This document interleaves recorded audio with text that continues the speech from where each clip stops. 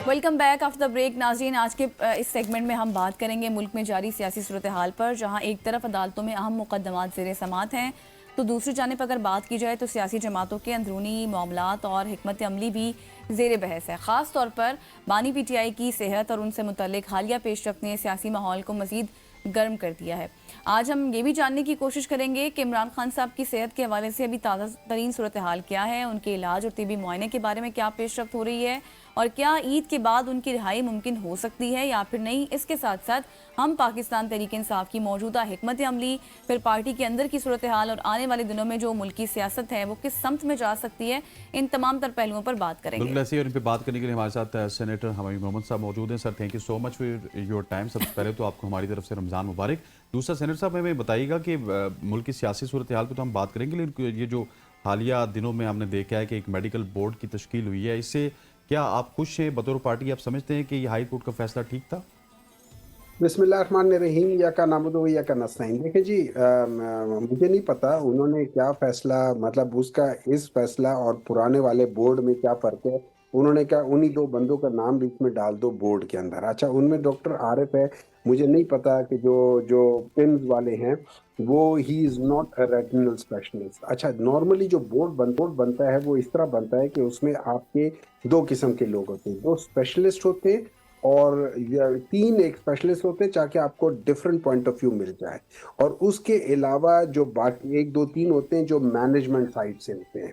अच्छा, इसमें जब बोर्ड बनेगा तो उसमें ऑब्वियसली, चूंकि मेरी आई साइट का मसला है और ये मेरी ख्वाहिश है कि मैं ट्रीटमेंट किससे कराना चाहता हूँ, तो मैं उस लिहाज से कम से कम जिन डॉक्टरों को मैं नॉमिनेट करता हूँ वो बीच में होने चाहिए। नंबर 2, मेरा अपना जनरली मेरा अपना डॉक्टर जो मेरी पूरी हिस्ट्री जानता है, मेरे रेलेवेंट हिस्ट्री जानता है, उसका बीच में बोर्ड में बैठना बहुत ज़रूरी है। तो अच्छा, फिर as per the jail manual, जो चूंकि ये सीरियस मसला है, इसमें मेरे रिलेटिव उनका बीच में होना, कम से कम एक बंदे का होना बहुत जरूरी है, ताकि पता चले कि क्या हो रहा है। प्रॉब्लम ये है कि ये गवर्नमेंट जो है ना, ये जो बात करती है कि जी हम लोग जेल मैनुअल है, जेल मैनुअल कहता है कि मगरिब के बाद से कोई कैदी जेल से बाहर नहीं जा सकता। तो ये आधी रात को बगैर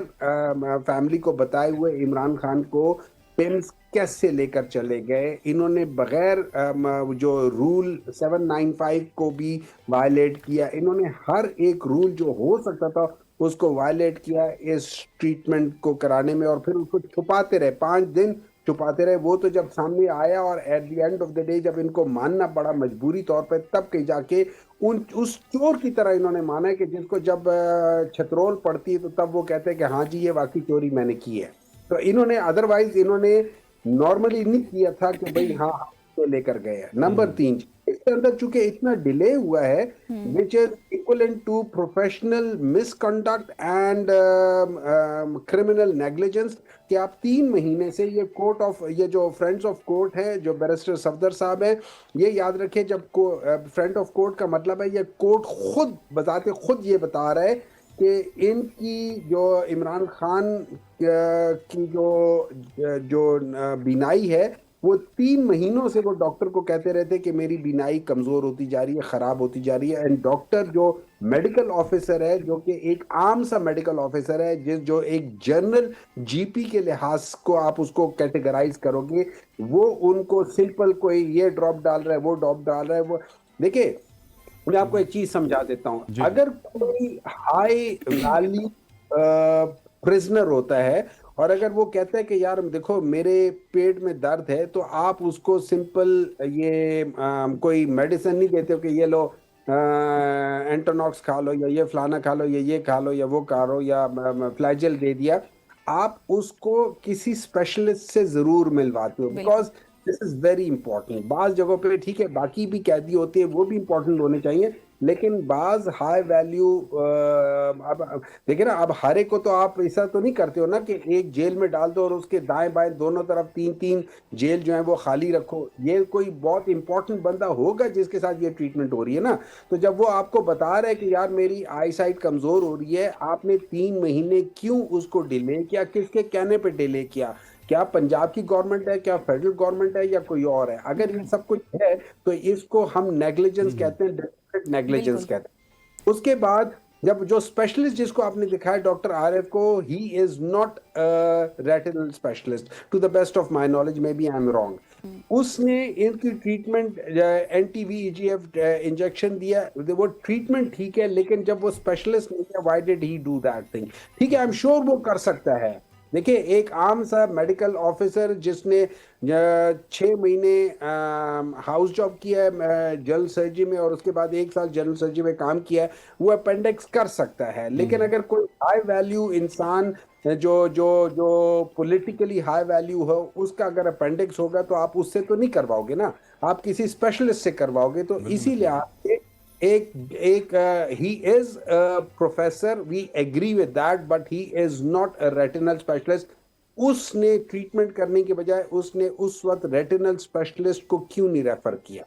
नंबर 3, जब हम लोगों ने कहा कि भाई ये दो डॉक्टर रेटिनल स्पेशलिस्ट है, इनके पास भेजा जाए, उनके पास क्यों नहीं भेजा गया? क्या मसला है कि जो जो शिफा इंटरनेशनल है उसमें उनको नहीं भेजा गया ट्रीटमेंट करने के लिए? पिम्स, मुझे एक बात बताएं, आप में से कितने लोग हैं जो पिम्स में जाके, अगर उनको मैं आपको कहता हूं कि जी आपको आपके पेट में दर्द है या वो है, आप क्या पिम्स जाके किसी को दिखाओगे? नहीं। आप किसी ऐसी जगह जाओगे जहां पे वो स्पेशलिस्ट बैठता है और उधर जाके दिखा रहे होते, वो कर रहे होते। पिम्स में कितने लोग, पिम्स में बेचारे वो लोग जा रहे होते जो कहीं और अफोर्ड नहीं कर सकते, जो मुफ्त का करते हैं, और या फिर अब जो गवर्नमेंट के बड़े लोग हैं वो चले जाते हैं कि जी उधर उनको मुफ्त की ट्रीटमेंट हो रही होती है, तो वो पैसे बिल्कुल। बचाने चले जाते हैं। ये देखें, ये और अच्छा, अब इसके मुकाबले में हम देखते हैं 2020 में जब मियां नवाज शरीफ साहब के इमिनेंट हार्ट अटैक का हो रहा था, और ये वो हार्ट अटैक था जो आज तक फिर उसके बाद कभी नहीं हुआ। वो जाके केएफसी भी खाते रहे, सब कुछ करते रहे, लेकिन कोर्ट ने हमसे पूछा था कि क्या आप गारंटी देते हो कि ये इनकी जिंदगी होगी? आज कोर्ट क्यों नहीं पूछ रही कि क्या आप गारंटी देते हो कि इस ट्रीटमेंट की इनकी आंख की बीनाई जो है वापस 6/6 आ जाएगी, या वापस उस लेवल पर चली जाएगी जो अक्टूबर में था? अगर वो ये गारंटी नहीं दे सकते तो फिर वाई इज उस वक्त का एक डिफरेंट मैनेज किया गया था उस बिल्कुल। कन्विक्टेड को, जो आज आप कहते हो कि ये कन्विक्टेड है, इसके साथ ये इस किस्म की आप ये ना करें, ये बहुत गलत बिल्कुल बात है। सेनेटर साहब, आपने बहुत अच्छे से एलैबोरेट किया। सेहत का मामला तो ऐसा है, उस पर कोई सियासी गुफ्तगू शायद होनी ही नहीं चाहिए, किसी की भी हो। हाँ, चाहे वो कोई भी हो। मुझे ये बताइएगा, जैसे मैंने इब्तिदा में बात की थी कि अब सोशल मीडिया पर या फिर बहुत से सियासी हलके ऐसे हैं जहाँ पर ये बात भी गर्दिश कर रही है कि शायद ईद के बाद खान साहब की रिहाई मुमकिन हो सकती है। चूंकि आपके पास बेहतर इंफॉर्मेशन होगी इस हवाले से, मैं चाहती हूँ इस पर भी रोशनी डालिएगा और बताइएगा कितनी सदाकत है और क्या कुछ आउटकम्स हो सकती हैं आफ्टर ईद।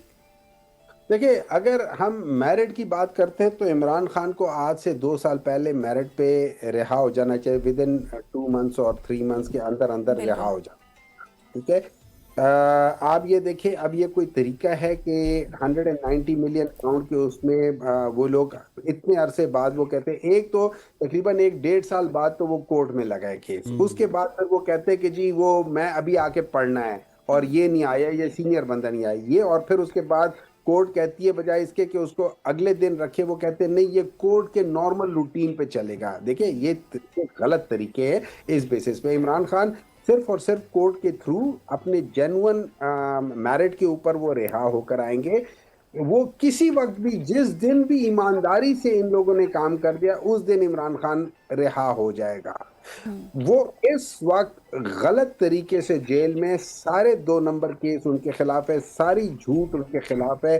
वो इस वक्त बिल्कुल सही सच पर है, उसके अलावा और कोई दूसरी बात है नहीं।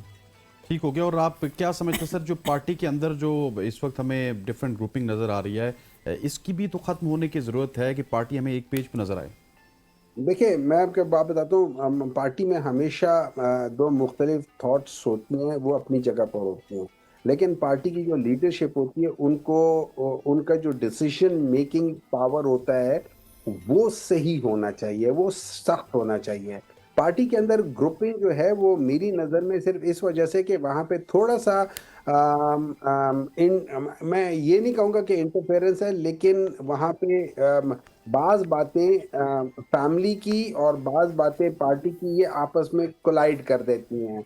अच्छा, देखिए, जो जो इमरान खान की सेहत है वो पार्टी के लिए बहुत इम्पोर्टेंट है, लेकिन उसका जो जो मेन उसका डिसीजन मेकिंग होनी चाहिए वो फैमिली के थ्रू होनी चाहिए, because it is the family prerogative, not the party prerogative. उस हेल्थ के इशू में पार्टी को फैमिली की लाइन को टो करना चाहिए। That is how it. जो पॉलिटिकल मैटर्स हैं, जो पॉलिटिकल मैटर्स है उसमें फैमिली को कुछ बीच में किसी किस्म का कोई किरदार नहीं अदा करना चाहिए उनको। और वहां पे आप जो पार्टी है वो, और जिनको इमरान खान ने, जो लीडर ऑफ द ऑपोजिशन हैं, जिनको इमरान खान ने एम्पावर किया है, उन लोगों का सही हो गया, ठीक हो गया। सही, thank you so much. Senator Humayun Mohammad साहब हमारे साथ मौजूद थे। इन डिटेल हम डिस्कशन कर रहे थे खान साहब से रिलेटेड जितने इस वक्त चल रही हैं मुल्क की सियासत में। यहाँ पर लेते हैं एक छोटी सी ब्रेक, वापस आएंगे, स्टे विद अस।